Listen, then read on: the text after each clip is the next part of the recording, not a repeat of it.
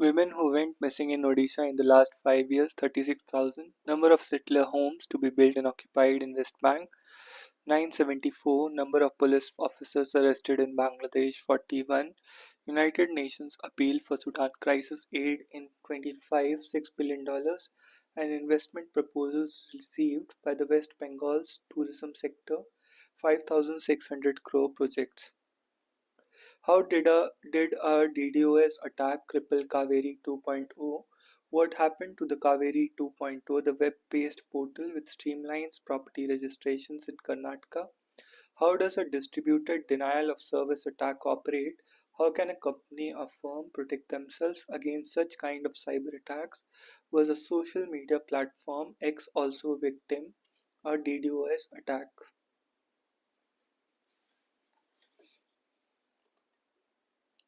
In January, a web-based portal Kaveri 2.0 which streamlines property registrations in Karnataka faced sporadic crippling server outages.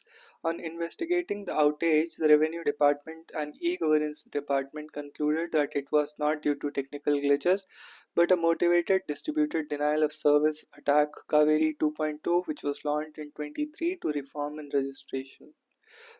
land registration. Following the incident, Inspector General of Registration Commissioner of Stamps lodged a complaint with the Cybercrime Police.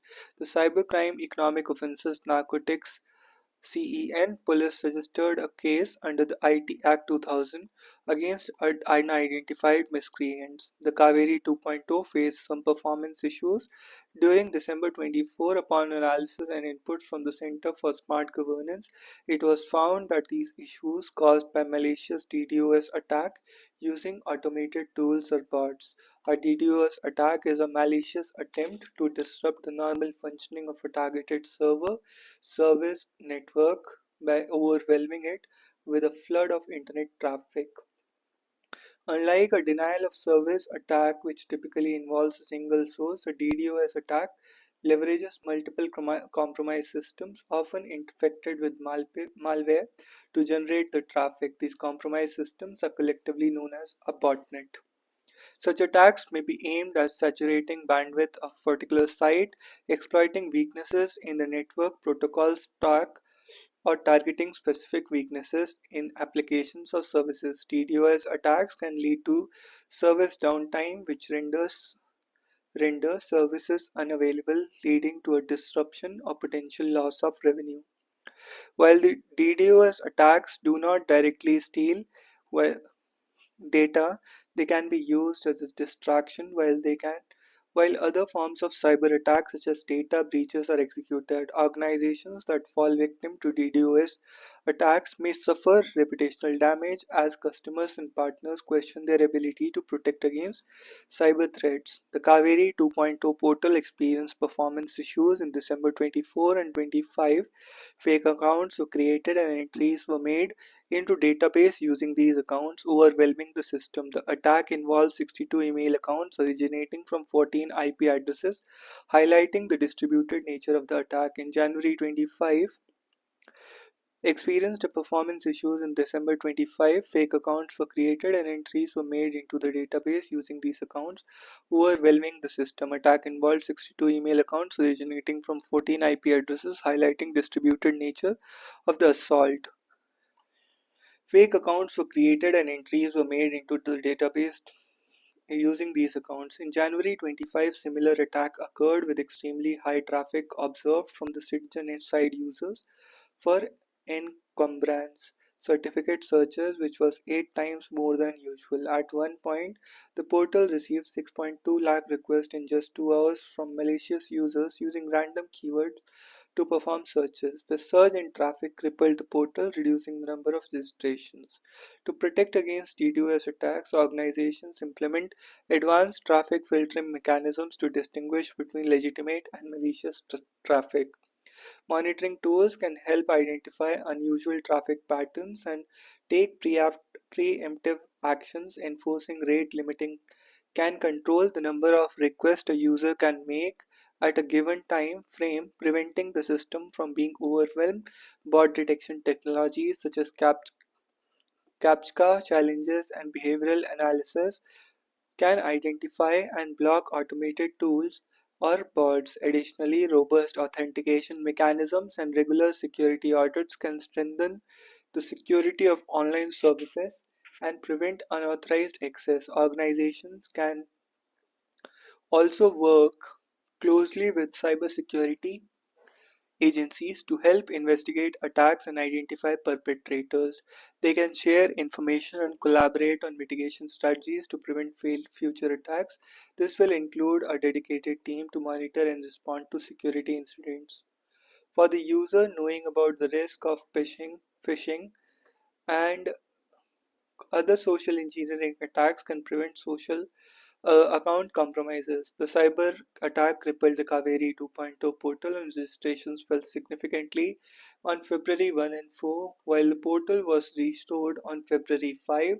The DDoS attack should serve as a wake-up call for organizations, particularly government agencies, to prioritize cybersecurity and implement robust mitigation strategies. There are several such attacks, but most recent Elon Musk owned X was targeted in August 24. Mr. Musk reported that the platform experienced a massive DDoS attack which caused delays and disruptions. The attack occurred just before his scheduled conversation with Trump, highlighting the vulnerability of even high profile platforms to cyber threats.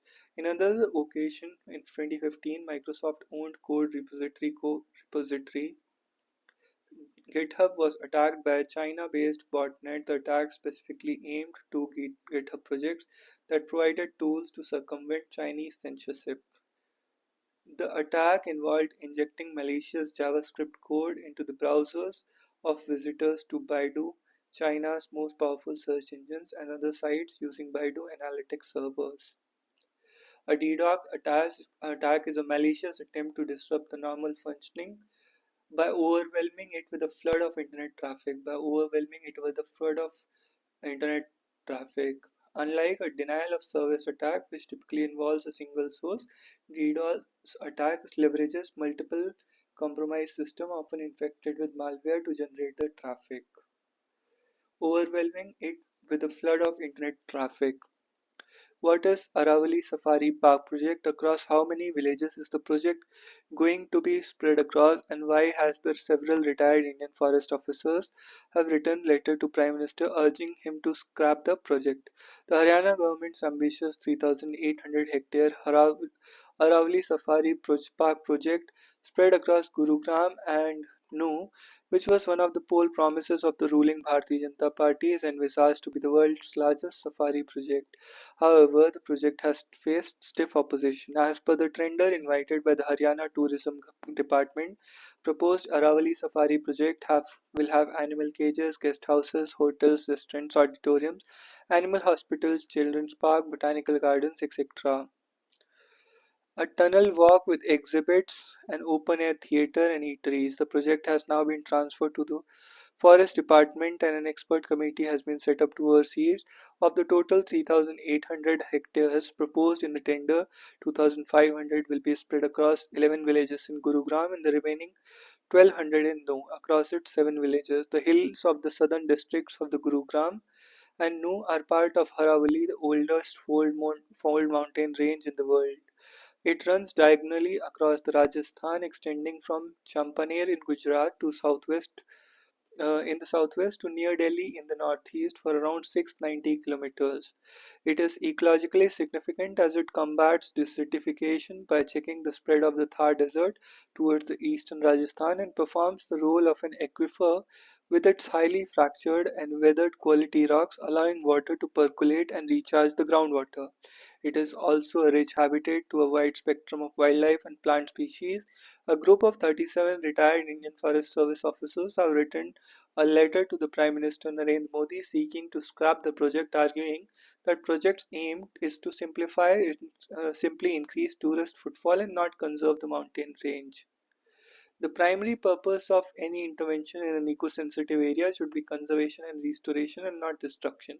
The letter said, the increased footfall, vehicular traffic and construction will disturb aquifers under the Aravali Hills, which are critical reserves for water-starved districts of Gurugram and Nu.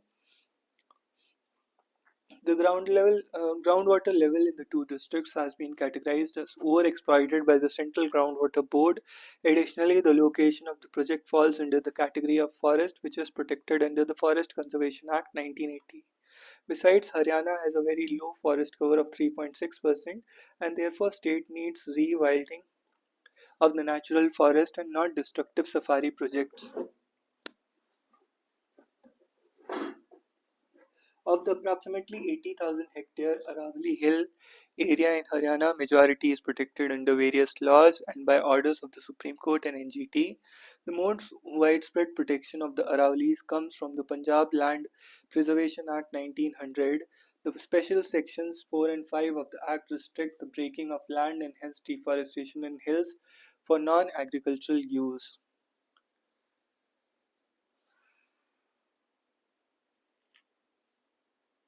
Recently, around 24,000 hectares has been notified as protected forest under the Indian Forest Act as proposed offset of to forest land diversion in the Nicobar Islands. Similarly, the TN Godavaran judgment extends legal protection to forest as per the dictionary meaning, which should cover the meaning remaining Aravali areas that are not notified as forest. The Regional Plan 2021 of the National Capital Region also offers crucial protection, designating Aravalis and forest areas as the natural conservation zone and restricting the maximum construction limit to 0.5%.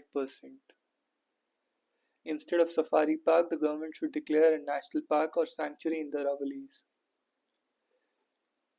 A DDoS attack is a malicious attempt to disrupt the normal functioning by overwhelming it with a flood of internet traffic. Following the incident, Inspector General of Registration and Commissioner of Stamps lodged a complaint with the Cyber Crime Police. The cyber attack crippled the Kaveri 2.0 portal and registrations fell significantly on February 1 and 4, while the portal was restored on February 5. Proposed Aravali Safari Park will have animal cages, guest houses. Hills in the southern Gurugram and Nuh are part of Aravali. A group of 37 Indian retired forest officers have written a letter to the Prime Minister Narendra Modi seeking to scrap the project, arguing the project's aim to simply increase tourist footfall. Constitutional morality, the origins and nuances of the concept. Constitutional morality is a civic culture of respect for constitutional forms and offices, along with vigilant application of public reason, self restraint, and critique. It requires citizens to understand that constitution's rules are sacred. In the recent past, our constitutional courts have embraced the Polysemous concept of constitutional morality as a tool to interpret and as a test to adjudicate upon the constitutional validity of statutes. Today, it is seen as some today is seen as some by some as a bulwark to keep a check on the volatility that is attached to public morality and to others as a dangerous weapon. In its judgments in Navtej Singh Johar versus Union of India and Joseph Sain versus Union of India, Supreme Court reinvigorated the ancient concept to frame it as an ideal of justice and guide to the law. As such, it is not a surprise that constitutional morality and its meaning have become cynosure of debates on some of the most pressing issues of the times: the right of sexual minorities, women entry into temples, and limits of free speech and balances between the national security and civil liberties. However, amid these swindling debates of ownership, it is worth revisiting the origins of the evocative but elusive phrase. British classicist George Grote's original conceptualization of the phrase offers a nuanced and constructive path forward for a popular political engagement.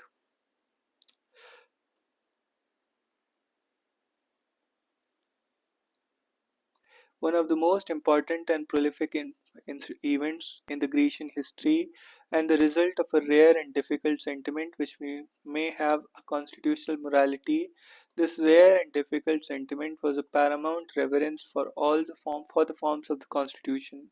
This involves adherence to both the form and procedure of the Constitution to resolve the disputes that arise with actions of citizens, being subject to the rule of law, unrestrained by the censure of the very authorities as to all their public acts. The growth came as eloquently drafted rules and procedures were insufficient to ensure the longevity to the Constitution. Pertin- Pertinently, it requires the creation of confidence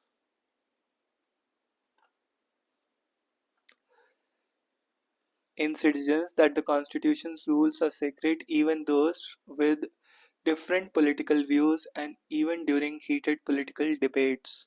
It is civic culture that Dr. Ambedkar spoke of during his famous invocation of the concept.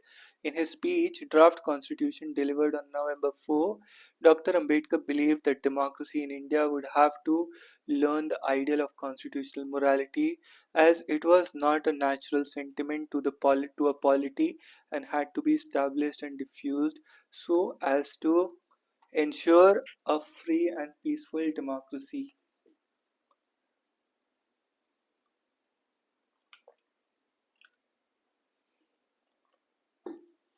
However, Dr. Ambedkar, who had mainly invoked Grote to stress on the necessity of providing for even minor administrative details in the constitution, knew that birth of such constitutional morality was rarity in history. He knew that it was perfectly possible to pervert the constitution without changing its form by merely changing the form of the administration and to make it inconsistent and opposed to the spirit of the constitution. For him, self restraint was a prerequisite for preserving freedom under a properly constituted government. This interpretation of constitutional morality emphasizes on the fact that adherence to constitution must be non-transactional and that it cannot be based on an expectation that it would result in outcomes that reflect the value judgments or beliefs of a particular group of citizens. In other words, it demands the acceptance of the result that is vastly different from what these citizens had envisioned. The framework's genius lies in how it navigates between competing imperatives. It demands respect for constitutional forms while enabling critique of their operation. It requires following established processes while allowing these processes to be questioned and reformed. Most crucially, it sees the Constitution as not as demanding blind devotion, but as a framework for managing differences through agreed upon procedures. This is in stark contrast to the ideal of Habermas constitutional patriotism, which designates political allegiance as solidarity born of the norms and values of the Constitution. While the former stresses on liberalizing effect of the moderate cultural nationalism, the latter often pushes forward a form of singular identity democracy purportedly constructed on the principles espoused in the Constitution. Constitutional morality's emphasis on the process is especially important given the present rhetoric. It shows how we can maintain constitutional commitment without descending into fundamentalism. It points towards a more mature constitutionalism that balances reverence and reform, stability and change. One should not forget that the fact that the founding fathers also saw promulgation of the constitution as allegiance to constitutional form. On process is especially important given the present rhetoric. It shows how we can maintain the constitutional commitment without descending into fundamentalism, more mature constitutionalism that balances reverence and reform, stability and change. A quiz on Ramkrishna Paramhans on the Hindu mystic's birth anniversary. What was the birth name of Ramkrishna Paramhans, in which year he was born? What important role did Bhairavi Brahmini play in Ramkrishna Paramhans' life? Name the wife and spiritual consort of Ramkrishna Paramhans, who was 17 years younger than him. How do we know that Narendranath Datta? How do we better know that Narendranath Datta, who is considered Ramakrishna's most famous disciple, in which famous temple did Ramakrishna start his career as a priest, and what is Ramakrishna Mutt emblem said to symbolize, which affiliation caused the demise of Ramakrishna?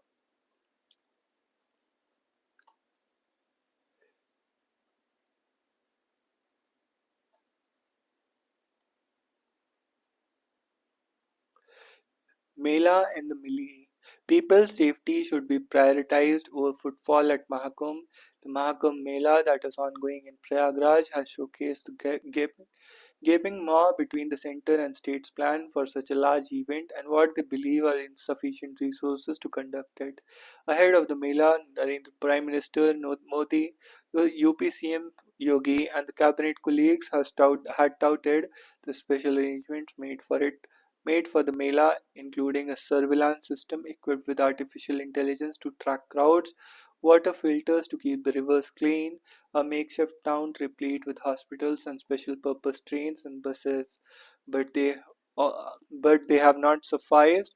There have been numerous reports of people being frustrated at the venue and during journeys to and from there.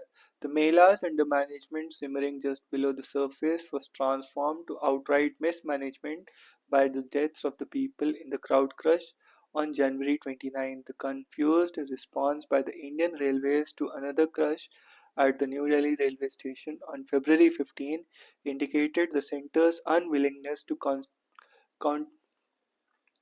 countenance the disaster on the back of an expense of 7,500 crore for the Mela and its various high-tech preparations. Such preparations, however, cannot make up for the changes that need to be over time, such as redeveloping the local railway station. Officials were reluctant to confirm that people had died even when local hospitals were confirming deaths. In particular unfair statement, a deputy commissioner of police railways blamed unnecessary rush at the New Delhi railway station for the catastrophe. The consensus among fire safety experts worldwide is that such events occur when there is external cause for a group to panic, whether lacking the money to buy another ticket should they miss a train or suffering injuries due to unsafe pedestrian conditions. Preliminary probe revealed that the railways had sold 2,600 additional tickets, and an announcement at the station of the arrival of the different train rendered this confused mass of passengers to attempt to reach a wrong platform. The railways has now said that special trains for the Mela will depart from one fixed platform at the station. Such interventions that are already well known to experts, including clear multilingual communications, restricted ticketing, and proactive crowd control. Clear multilingual communications, restricted ticketing, proactive crowd control could have mitigated the tragedy. Many less prominent gathering places still lack attention vis-a-vis public safety. Both the center and state should eliminate these risks. Post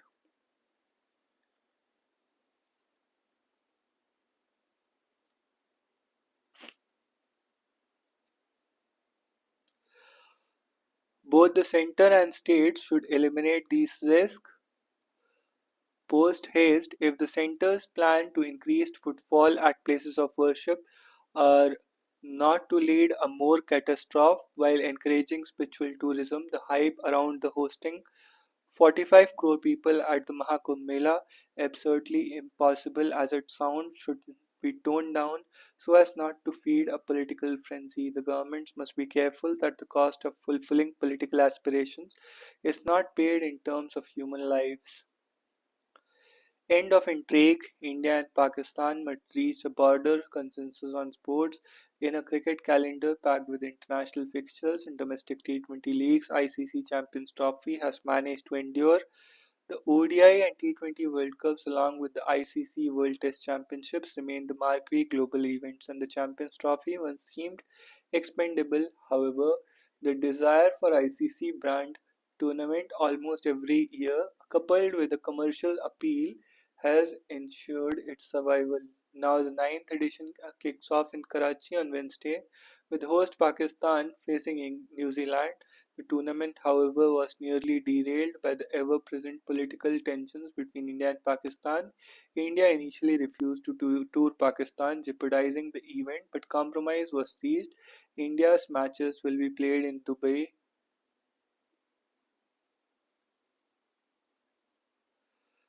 Rohit Sharma men will play all their Group A fixtures in UAE, and if they reach the final, the title clash will also be held there. Once again, the global cricket tournament has been tainted by geopolitical disputes. an issue that will persist until India's and Pakistan's leadership.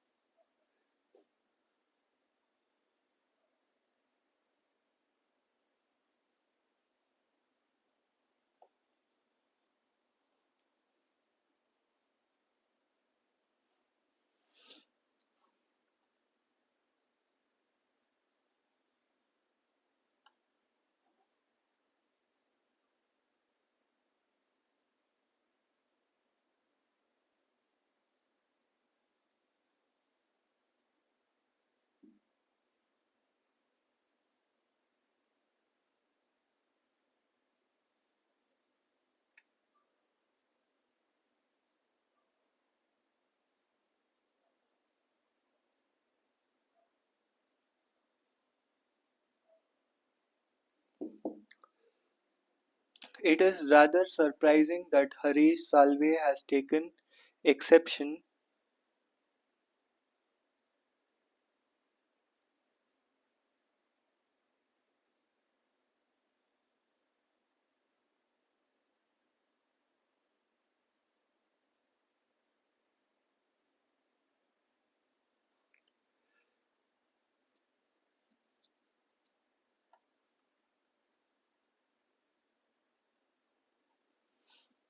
to the former Chief Justice of India D.Y. Chandrachud's interview to the BBC on sensitive matters.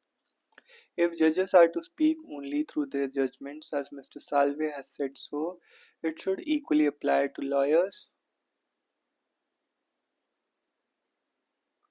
Their arguments,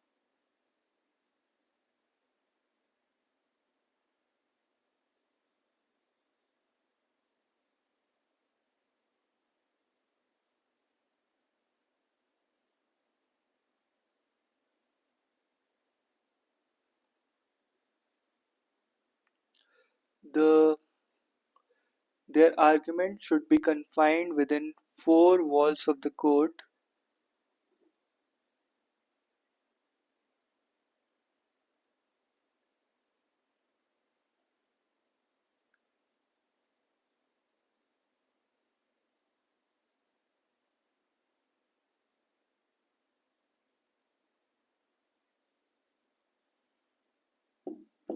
If Mr. Salve's argument was to accepted seriously, it would mean the end of democracy because journalists are the media through whom people raise questions and demand answers.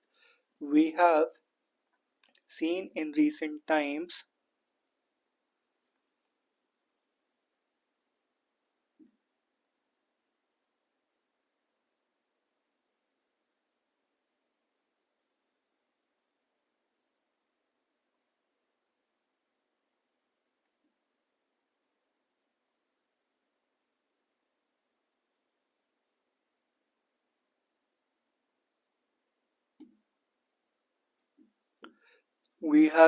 in recent times, how many judges of the Supreme Court and High Court express their views on judgments after their retirement. But this is a healthy form of discussion.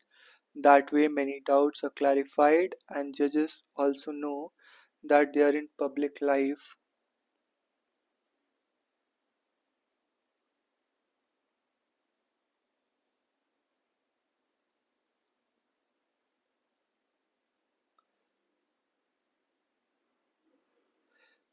I'm a retired bank officer aged 90. I wish to record my views on the subject of Sanskrit.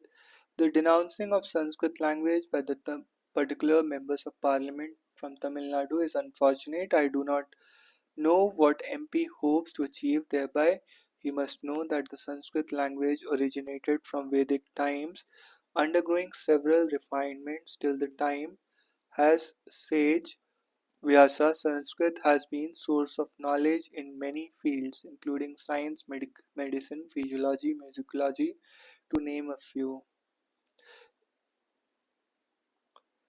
Georgia and the resurrection of color revolutions lighten the political burden of thermal power states.